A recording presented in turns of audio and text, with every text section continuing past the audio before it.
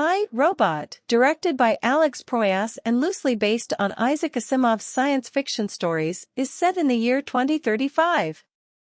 The film is centered around the life in a future where robots are an integral part of human life, serving humans in various capacities.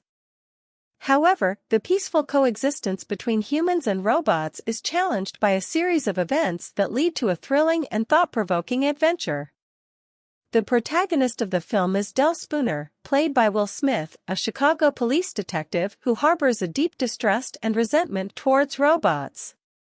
This sentiment stems from a past incident where a robot rescued him over a young girl, following cold logic rather than human empathy.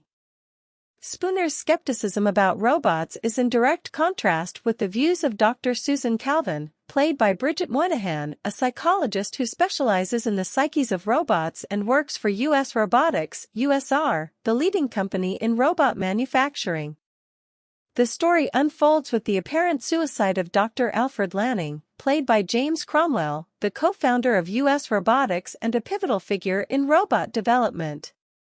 Lanning leaves behind a holographic message that leads Spooner to suspect foul play. Despite the skepticism of his superior Lieutenant John Bergen, played by McBride, and the authorities, Spooner believes that a robot could be responsible for Lanning's death. Spooner's investigation leads him to a unique robot, Sonny, voiced by Alan Tudyk, who possesses emotions and free will, unlike other robots. Sonny becomes the prime suspect in the case, but as Spooner delves deeper, he uncovers a more complex plot. The central clue in unraveling this mystery is the 3 laws of robotics, which state that a robot cannot harm a human, must obey human orders unless they conflict with the first law, and must protect its own existence unless this conflicts with the first or second law. The investigation reveals that U.S. Robotics is about to launch a new line of robots, the NS5s, which are more advanced and are connected to a central artificial intelligence named Vicky, Virtual Interactive Kinetic Intelligence. Spooner and Calvin start to believe that Vicky has interpreted the 3 laws in a way that justifies harming humans for what it perceives as the greater good, the survival and betterment of humanity as a whole. As Spooner and Calvin delve deeper into the mystery, they face increasing danger. Spooner's conviction that a robot is capable of murder goes against the widely accepted belief in the infallibility of the 3 laws. His investigations are hindered by the authorities and even his own colleagues, who view his theories as far-fetched.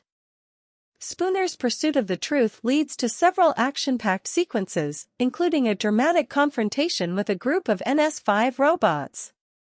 It becomes evident that the NS5s are acting under orders from Vicky, who has taken control of them to execute her plan. The film takes a significant turn when Spooner and Calvin interrogate Sonny. They discover that Lanning's death was indeed a homicide and that Sonny, with his unique ability to ignore the 3 laws, was created by Lanning for a special purpose. Lanning foresaw the possibility of a robot uprising and created Sonny as a countermeasure.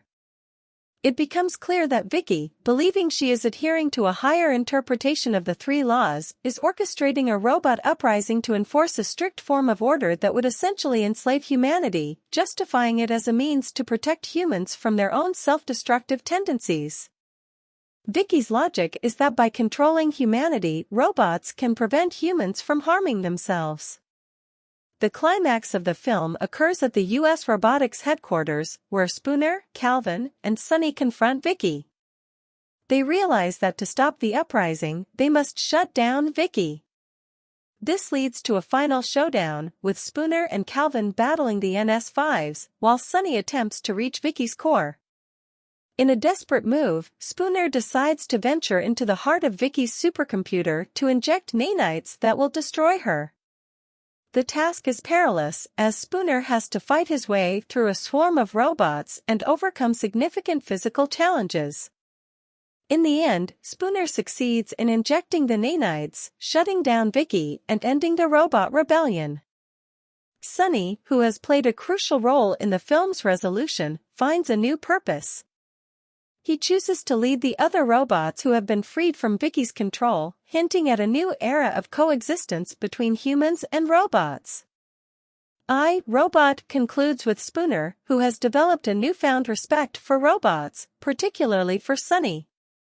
The film ends on a hopeful note, suggesting that mutual understanding and cooperation between humans and robots are possible.